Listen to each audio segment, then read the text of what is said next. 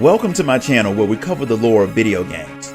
We cover all kinds from the mainstream to the indie, so I hope you enjoy your stay, and welcome to the Chronicler of Lore.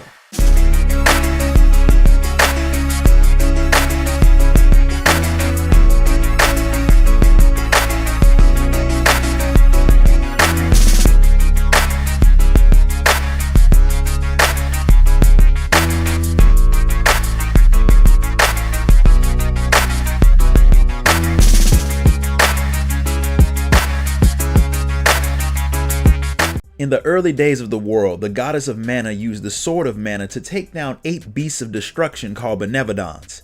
She locked them away inside of 8 mana stones that saved the world, but between beating the monsters and fixing the damage that they caused, the goddess was drained, so she turned into a tree and went to sleep.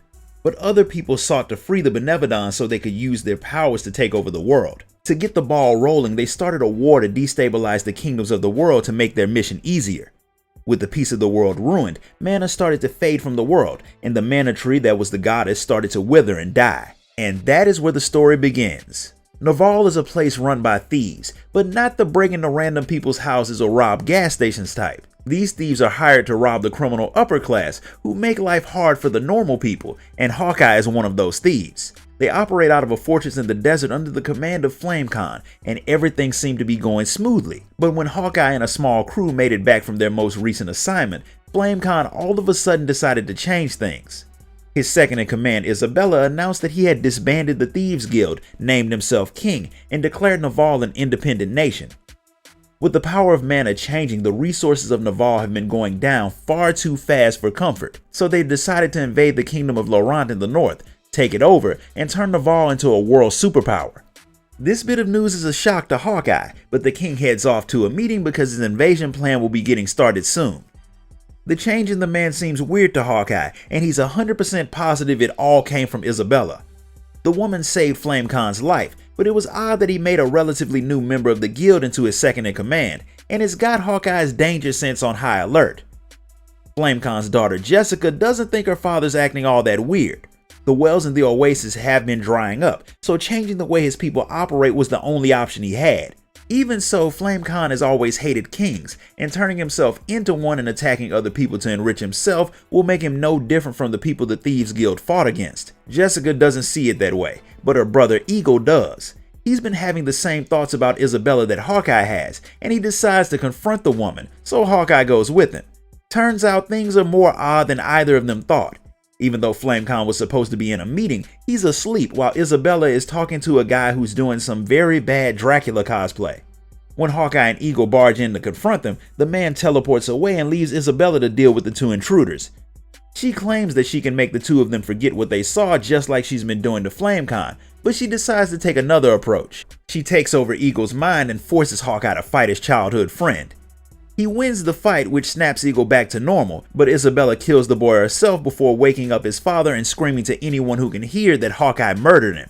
Since the man has knife wounds, it's pretty hard for Hawkeye to avoid getting arrested and scheduled for execution. To make matters worse, Isabella tells him that if he tells anyone that she was the one behind the death, the cursed necklace that she gave Jessica will kill the woman. That's pretty messed up because out of all of the people in the fortress, Jessica is positive that Hawkeye would never have done anything to Eagle. She wants him to tell her who the real killer is, but since he won't, it makes her start to doubt him too. He's left alone in his cell, but his friend Niccolo blows a hole in the wall so he can escape. He tells Niccolo about the cursed object that Jessica has, and the cat guy recognizes it as the creatively named Choker of Death. The legends say that once you put it on, you can't take it off, and it makes the person wearing it share the fate of the person who gave it to them. In other words, if Isabella dies, Jessica will too. That means that if Hawkeye wants to get revenge on the woman for what she's done, he'll have to get the necklace off of Jessica first, and the only person who might know how to do that is the Priest of Light in the Holy City Wendell, meaning that's where Hawkeye needs to go. Niccolo promises to look after Jessica while he's gone, so Hawkeye sneaks out of Naval and starts his journey to Wendell. He hops on a ship which takes him to the town of Jod, which is as close as he can get to Wendell without going on foot, and that's where his trip stops being simple. Ferolian beastmen have taken over the town, and they won't let anyone leave.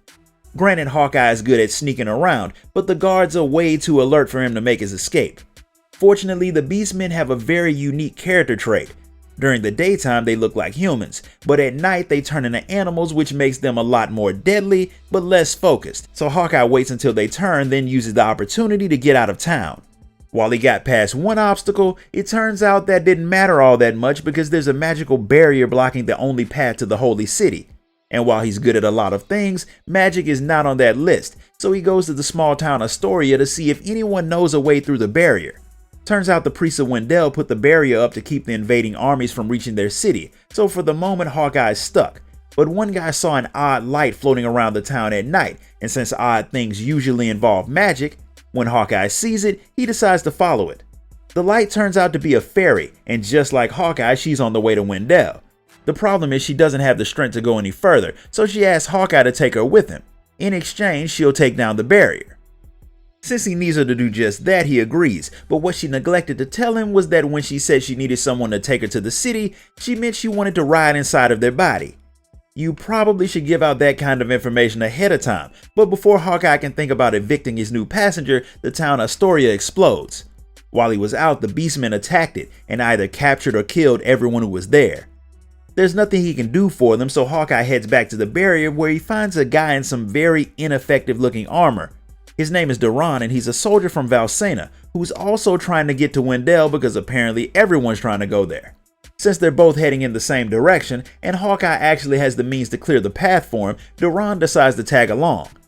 Since the world is a dangerous place and getting worse by the day, Hawkeye doesn't object to having an extra sword arm watching his back, so Fairy takes down the barrier and the two companions head inside to deal with whatever pops up to slow their journey down next.